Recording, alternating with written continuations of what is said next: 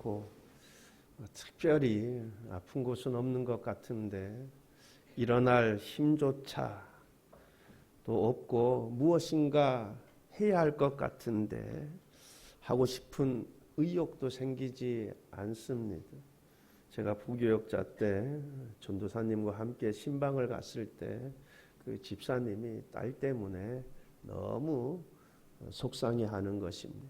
딸이 그냥 집에만 있다는 거예요. 아무것도 안 한다라는 것입니다. 그냥 하루 종일 집에만 있고 나이는 30이 다 돼가는데 취업할 생각도 하지 않고 집에서도 아무것도 하지 않고 그냥 집에만 그렇게 있기만 한다라는 것입니다. 그래서 그 집사님이 너무 힘들어하고 속상해하는 것을 보았습니다. 우리 역시 누구나 이런 영적 무기력 상태에 빠질 수 있습니다. 아무 이유 없이 교회 가고 싶지 않은 것입니다. 힘들게 예배에 참석해 보지만 아무런 영적 기쁨도 감격도 없습니다. 이럴 때일수록 더욱 하나님을 앙망하고 기도해야만 하는 줄 알지만 그러나 기도할 마음이 생기지 않고 기도할 힘이 없습니다. 교회에서 하고 싶은 모든 사역들도 이제 그만 내려놓고 싶습니다. 그리고 일상생활에서도 그렇고 교회에 대해서도 자꾸 부정적인 생각들이 밀려옵니다. 이럴 때 좋은 방법 중에 하나는 통성기도라 생각이 되어집니다. 우리가 밥맛이 없어도 살기 위해서 어떻게 해야 합니까? 억지라도 먹어야 합니다. 여러분 이렇듯 통성기도를 억지로라도 시작하는 것입니다. 크게 소리를 높여 부르짖는 것입니다. 다윗을 비롯해서 우리의 신앙 선배들이 그러했습니다. 크게 소리를 높여 부르짖었습니다. 그럼 금요 기도회 때 부르짖어 기도하기 좋지 않습니까? 나와서 통성으로 크게 부르짖는 것입니다. 그렇게 크게 부르짖어 기도할 때 우리의 영이 소생되어지고 하나님께서 우리를 불쌍히 여기사 성령 충만의 기름 부으심의 역사가 일어나게 될 줄 믿습니다. 초대교회 교부였던 이그나티우스는 예수님이 말씀하신 그리스도인의 풍성한 생활은 바로 성령의 역사로만 현실화될 수 있다라고 했습니다. 그렇습니다. 기름 부으심의 은혜, 성령 충만의 은혜가 없이는 진정한 기쁨을 누릴 수도 없고 성공적인 신앙생활도 할 수 없습니다. 그러므로 기름 부으심의 은혜, 성령 충만의 은혜가 있기를 바랍니다. 그런데 우리가 하나님의 기름 부으심의 은혜를 입을 수 있게 된 것은 예수 그리스도의 희생으로 가능하게 된 것입니다. 성령은 거룩한 영이기 때문에 죄인된 우리 속에 거할 수가 없습니다. 그러나 예수 그리스도의 대속적인 죽음으로 말미암아 그를 믿는 자마다 믿음으로 우리가 의롭게 되었습니다. 그래서 성령이 우리 안에 내주할 수 있게 된 것입니다. 대속의 은혜. 그런데 그 대속이 죽음입니다. 선악을 알게 하는 나무의 열매는 먹지 말라. 내가 먹는 날에는 반드시 죽으리라. 내가 먹는 날에는 반드시 죽으리라 하셨습니다. 그러므로 우리의 운명은 죽을 수밖에 없는 운명입니다. 그런데 하나님은 저와 여러분을 죽음에서 사망에서 구원하시기 위해 예수 그리스도를 십자가에 내어 놓으셨습니다. 십자가에 내어 놓으실 만큼 저와 여러분을 하나님은 사랑하십니다. 우리가 이 사실을 알게 되고 깨닫게 되는 은혜가 있기를 바랍니다. 사도 바울 될 수 있었던 것은 먼저 자신이 큰 죄인임을 뿐만 아니라 하나님이 자신을 무한히 사랑하신다라는 사실을 깨달음으로 인해 그가 자신의 삶 전부를 복음을 위해 그리스도의 영광을 위해 드릴 수가 있었던 것입니다. 하나님께서 저와 여러분을 무한히 사랑하십니다. 그것도 끝까지 사랑하시는 줄 믿습니다. 우리가 이 사실을 알고 깨달음으로 인해 우리의 신앙생활이, 우리의 삶 전부가 그리스도의 나라와 그리스도의 영광을 위하여 드려질 수 있는 은혜가 있기를 바랍니다. 우리의 삶이 그렇게 변화되는 은혜가 있기를 바랍니다. 여러분, 오늘 읽은 27절 상반절 말씀을 보면 너희는 주께 받은 바 기름 부음이 너희 안에 거하나니, 기름 부음이 너희 안에 거하나니. 우리는 이 기름 부음이라는 말이 우리에게 피부적으로 쉽게 다가오지 않죠. 왜냐하면 우리는 기름 부음이라는 이 의식, 이 관습이 없지 않습니까? 그런데 이스라엘 구약 시대 때 이 이스라엘 나라에서는 이 기름 붓는 이 의식이, 이 관습이 있었습니다. 여러분, 이처럼 이스라엘에서는 기름 부은 관습이 있었는데 누구에게 언제 이 기름 붓는 의식을 행하였는가 하면 왕이 왕위에 오를 때 기름 붓는 의식을 하였습니다. 또 제사장의 직무를 부여받을 때 기름 붓는 의식을 행하였습니다. 또 선지자로 세움을 받을 때 기름 붓는 의식을 행하였습니다. 이처럼 구약시대 때 기름 붓는 의식을 하였는데, 여러분, 하나님께서 하나님의 뜻을 이루시기 위해 이렇게 왕에게, 제사장에게, 선지자에게 이 기름 붓는 의식을 행하도록 했습니다. 여러분, 이것은 무엇을 상징하느냐? 하나님의 임재, 하나님의 능력의 임재를 상징합니다. 여러분, 그래서 신약에서 기름 부음을 받았다라는 것은 성령을 받았다라는 것으로 볼 수 있습니다. 그러므로 오늘 본문에 기름 부음이 너희 안에 거하나니라는 말씀은 성령이, 하나님의 능력이 너희 안에 거하나니라는 말씀인 것입니다. 성령이 너희 안에 거하나니. 그렇다면 이 성령은 누구 안에 거합니까? 누가 성령을 선물로 받습니까? 여러분, 이 세상에는 크게 두 부류로 구분되는 거예요. 성령이 거하는 사람, 그렇지 않은 사람. 성령의 인치심을 받은 사람, 그렇지 않은 사람. 그럼 교회에 출석하는 사람, 그렇지 않은 사람, 교회 출석해서 예배를 드리는 사람, 그렇지 않은 사람이 아니라 성령이 거하는 사람, 그렇지 않은 사람으로 구분된다라는 것입니다. 여러분, 교회에 출석하며 예배에 참석을 하지만 알곡과 가라지, 좋은 물고기와 나쁜 물고기, 양과 염소의 비유를 통해 알 수 있듯이 교회 안에서도 성령이 거하는 사람, 그렇지 않은 사람, 이렇게 구분되어 있다라는 것입니다. 여러분, 나는 어떻습니까? 성령이 내 안에 거하십니까? 아니면 그렇지 않습니까? 만약에 성령이 내 안에 거하지 않는다면 나는 하나님께 버림받은 자입니다. 고린도후서 13장 5절 하반절 말씀을 보면 예수 그리스도께서 너희 안에 계신 줄을 너희가 스스로 알지 못하느냐. 그렇지 않으면 너희는 버림받은 자니라. 여러분, 성령은 그리스도의 영입니다. 그러므로 예수 그리스도께서 너희 안에 계신 줄을 너희가 스스로 알지 못하느냐라는 말씀은 성령이 너희 안에 계신 것을 스스로 너희가 알지 못하느냐라는 말씀과 똑같은 말씀입니다. 만약 그렇지 않으면 너희는 버림받은 자니라 말씀합니다.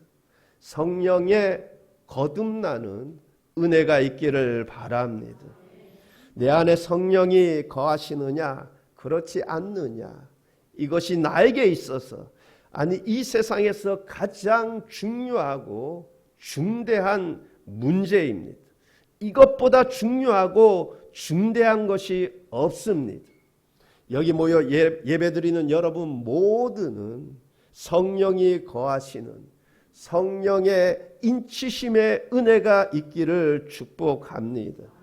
그럼 내가 하나님의 자녀임을, 내가 구원받은 자임을 무엇으로 증명을 합니까?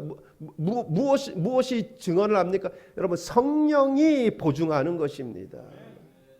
여러분, 내가 나중에 주님 앞에 가서 내가 주의 이름으로 내가 믿음이 아무 소용이 없어요. 성령이 내 안에 계셔야 되는 거예요. 기름 부음이 내 안에 거해서 성령이 보증을 하는 것입니다.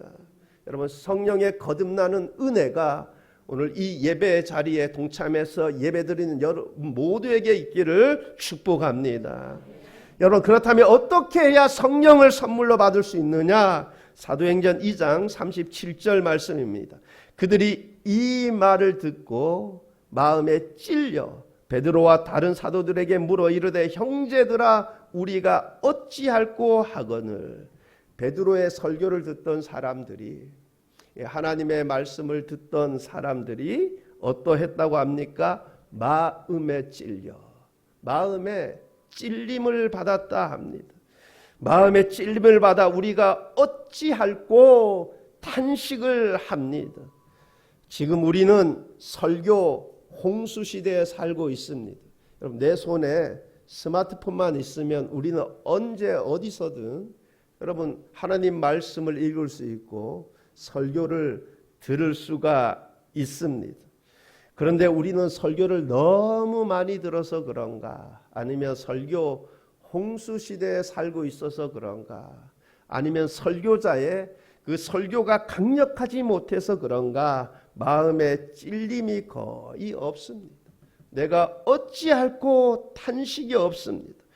회개하는 마음이 삶의 변화가 잘 일어나지 않습니다. 말씀을 전하는 자나 듣는 자나 영적으로 많이 무감각해져 있습니다. 설교를 듣는 성도들의 유형도 여러 가지가 있다고 하죠. 먼저 가재미형 들어봤죠? 가재미 어떻게 봅니까? 눈을 흘끼면서 보잖아요. 그렇죠? 네. 여러분 보면 예배 시간에, 설교 시간에 예배에 집중하지 않고 설교에 집중하지 않고 가재미형으로 보는 거예요. 집사님 예배 잘 드리고 있나? 설교 잘 듣고 있나? 오늘 이 말씀은, 이 설교는 다 이 뭐 집사님이 들어야 되는데 그 집사님 하필이면 오늘 안 나왔네. 여러분, 아닙니다. 내가 들어야 돼. 내가. 여러분, 내가 예배 시간에, 설교 시간에 내 마음이 하나님을 향하고 하나님께 집중하라고 여러분 들려지는 그 말씀이 나에게 하시는 말씀으로 내가 들어야 하는 것입니다. 그런데 예배에, 설교에 집중하지 않고 얼굴은 앞을 향하고 있지만 눈은 가재미 눈으로 열심히 출석 체크합니다. 여러분, 우리가 누군가와 대화를 할 때 상대가 내 말에 집중을 하지 않으면 여러분 어떻게 합니까?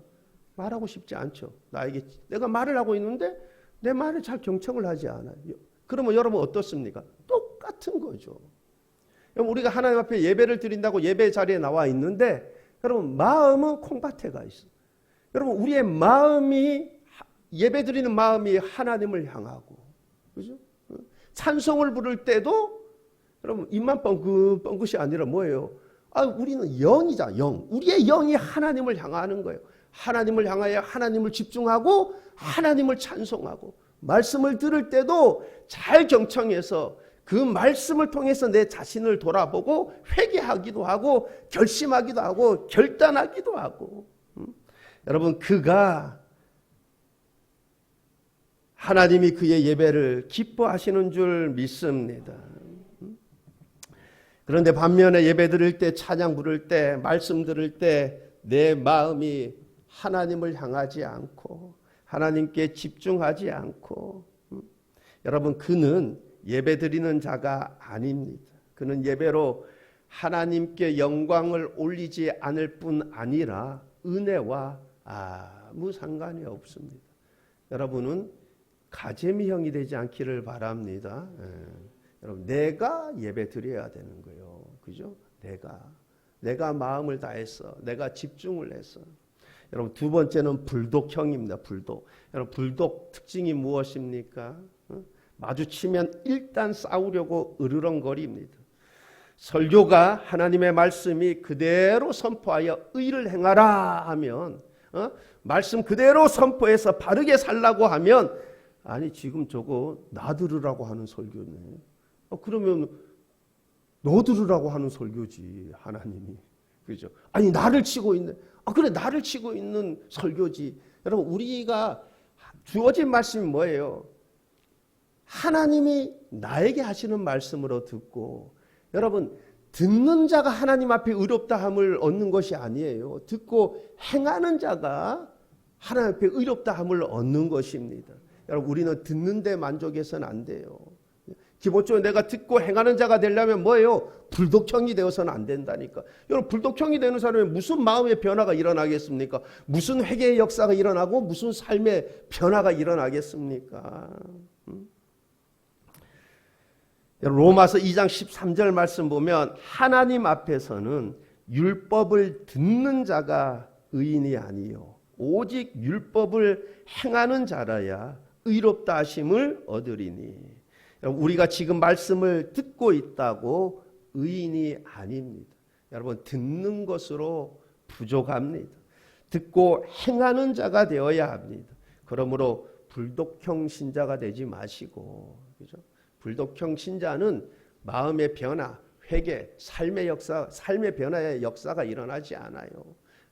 나에게 하시는 말씀으로 듣고 여러분의 삶이 변화되는 은혜가 있기를 바랍니다. 여러분, 세 번째는 아멘형입니다. 아멘형은 하나님 말씀 들을 때 겸손한 마음으로 아멘하고 화답하는 사람입니다.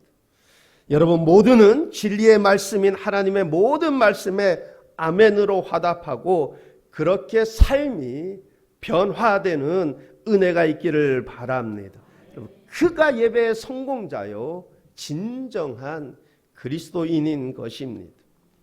베드로의 설교를 듣던 무리들 가운데 마음에 찔림을 받은 자들이 우리가 어찌하고 할 때 베드로가 어떻게 말씀하였습니까? 뭐라고 말씀했습니까? 사도행전 2장 38절 말씀을 보게 되면 베드로가 이르되 너희가 회개하여 각각 예수 그리스도의 이름으로 세례를 받고 죄 사함을 받으라. 그리하면 성령의 선물을 받으리니. 그리하면 성령의 선물을 받으리니. 어떻게 하면? 너희가 회개하여. 이처럼 회개하는 심령이 죄 사함을 받는 것입니다. 여러분, 그에게 그 심령에 하나님의 영인 성령이 그 심령 가운데 임하는 것입니다. 그러므로 말씀을 통해 회개의 역사가 일어나기를 바랍니다. 그렇게 회개의 역사가 일어나서 죄 사함을 받고 성령의 선물을 받는 은혜가 있기를 바랍니다. 듣는데 만족해서는 안 됩니다. 듣고 회개하는 역사가 일어나야 합니다. 삶이 변화되는 역사가 일어나야 합니다. 그가 죄 사함을 받고 그 안에 성령이 거하는 은혜가 있을 줄 믿습니다. 그렇다면 왜 그렇게 회개의 역사를 통해 기름 부음이 중요하냐? 기름 부음이 왜 그렇게 중요하나? 27절 전체를 한번 다시 보겠습니다. 27절 말씀을 다시 보면 너희는 주께 받은 바 기름 부음이 너희 안에 거하나니 아무도 너희를 가르칠 필요가 없고 오직 그의 기름 부음이 모든 것을 너희에게 가르치며 또 참되고 거짓이 없으니 너희를 가르치신 그대로 주 안에 거하라. 여러분, 기름 부음이 그 안에 있는 게 왜 그렇게 중요하냐면, 여보세요, 기름 부음이 너희 안에 거하나니 아무도 너희를 가르칠 필요가 없고, 아무도 너희를 가르칠 필요가 없고. 여러분, 이 말씀은 우리가 가르칠 필요가 없다라는 말씀이 아니에요. 우리는 가르쳐야 합니다. 예수님께서 하나님 나라를 가르쳤죠. 사도 바울이 말씀을 강론하며 가르쳤습니다. 여러분, 우리는 가르쳐야 합니다. 그런데 여기서 강조하여 말씀하시고자 하는 것은 무엇이냐면, 여러분, 기름 부음이 그 안에 있어야만, 기름 부음이 있어야 그가 이 성령께서 친히 가르치시고 또 성령께서 믿어지게 하시고 성령께서 깨닫게 하신다라는 거예요. 여러분, 기름 부음이 왜 중요하냐면, 여러분, 성령이 내 안에 거해야만, 이 성령이 친히 가르치고 성령이 믿어지게 하시고 성령이 믿어지게 하시고 성령이 깨닫게 하신다라는 거예요. 여러분, 옛날 성철 스님도 그렇고, 여러분 요즘 뭐 증문즉답 하는 거 하시는 스님 있잖아요. 성경 많이 읽었습니다. 성경에 대한 지식 많습니다. 그런데 중요한 것은 깨닫지 못합니다. 왜 그렇습니까? 기름 부음이 그 안에 거하지 않으니까. 여러분, 성령이 그 안에 거하지 않으니까 깨닫지 못하는 거예요. 여러분, 그런데 성경을 그렇게 읽어도 예수님이 하나님 되심을, 그죠? 예수님이 하나님 아들 되심을, 예수님이 단순히 인간일 뿐만 아니라 죄가 없으신 하나님 되심을, 그분의 죽음이 그의 죄값에 의한 죽음이 아니라 우리를 위한 대속의 죽음임을 깨닫지 못하는 거예요. 여러분, 그렇기 때문에 기름 부음이 우리 안에 거하는 것이 중요한 것입니다.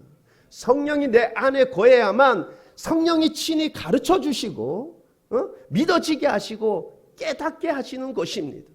여러분, 그렇지 않으니까 아무리 성경을 읽어도 여러분 가장 핵심적인 진리를 믿어지지도 않고 깨달아지지도 않는 거예요. 그러므로 기름 부으심이 우리 안에 거해야 합니다. 성령이 우리 안에 거해야 합니다. 그래야 성령의 역사로 말씀이 믿어지고 성령께서 모든 것을 가르치심으로 말씀이 깨달아지는 은혜가 있는 것입니다. 기름 부음이 여러분 안에 거하는 은혜가 있기를 바랍니다. 너희를 가르치신 그대로 주 안에 거하라. 성령은 우리를 가르치실 뿐 아니라 우리가 그 가르침 그대로 우리가 계속해서 주 안에 거하도록, 말씀 안에 거하도록 역사하실 것입니다. 우리가 살고 있는 이 세상 얼마나 유혹들이 많습니까? 육체 정욕들 뿐 아니라 영적으로도 유혹하는 유혹의 영들이 얼마나 많습니까? 그런데 성령께서 우리의 마음과 생각을 억제해서 우리가 하나님을 거역하지 못하도록, 거역하지 않도록 계속해서 역사하실 것입니다. 우리가 주 안에 거하도록 계속해서 역사하실 것입니다. 우리가 그 역사하심에 순종하시기를 바랍니다. 여러분, 이어서 28절 말씀 보면, 자녀들아 이제 그의 안에 거하라. 이는 주께서 나타내신 바 되면 그가 강림하실 때 우리로 담대함을 얻어 그 앞에서 부끄럽지 않게 하려 함이라. 자녀들아 이제 그의 안에 거하라. 그의 안에 거하라. 왜냐? 우리는 이 땅에서 우리의 힘으로는 안 됩니다. 그의 안에 거해야 합니다. 우리의 조상이 되는 아담과 하와를 보면 알 수 있고, 하나님의 말씀에 순종하지 못해서 멸망한 이스라엘을 보면서 알 수 있듯이 우리의 힘으로는 안 됩니다. 우리의 힘으로는 우리를 유혹하는, 우리의 믿음 생활을 방해하는 그것이 무엇이든지 사단의 유혹이든 육체의 정욕이든 우리의 힘으로는 안 됩니다. 그러므로 그의 안에 거해야 합니다. 기름 부으심의 은혜가 있어야 하고 그리스도와 연합해야 합니다. 그래야 우리가 우리의 힘이 아니라 성령의 능력과 도우심으로 나중에 주님 앞에 섰을 때 부끄러움을 당하지 않는 삶을 살 수 있게 되는 것입니다. 여러분 사도행전 10장 38절 말씀을 보게 되면 하나님이 나사렛 예수에게 성령과 능력을 기름 붓듯 하셨음에 그가 두루 다니시며 선한 일을 행하시고 마귀에게 눌린 모든 사람을 고치셨으니 이는 하나님이 함께 하셨음이라. 성령과 능력을 기름 붓듯 하셨음에 여러분 이 은혜가 있기를 바랍니다. 그래야 우리가 마귀의 유혹에, 세상 유혹에, 육체의 정욕에 빠지지 않고 하나님 말씀 안에 거하며 하나님을 대적하지 아니하고 말씀에 순종하며 하나님 나라와 하나님 영광을 위해 살 수 있는 것입니다. 여러분 이 은혜가 충만하시기를 바랍니다. 그리고 우리가 그렇게 그의 안에 거하는, 그렇게 사는 최종적인 목표가 무엇입니까? 여러분 28절 하반절 말씀 보면 이는 주께서 나타내신 바 되면 그가 강림하실 때 우리로 담대함을 얻어 그 앞에서 부끄럽지 않게 하려 함이라. 그가 강림하실 때 여러분 이처럼 예수님께서는 말씀하신 그대로 반드시 오실 것입니다. 여러분 다시 오실 때는 공개적으로 오실 거예요. 공개적으로.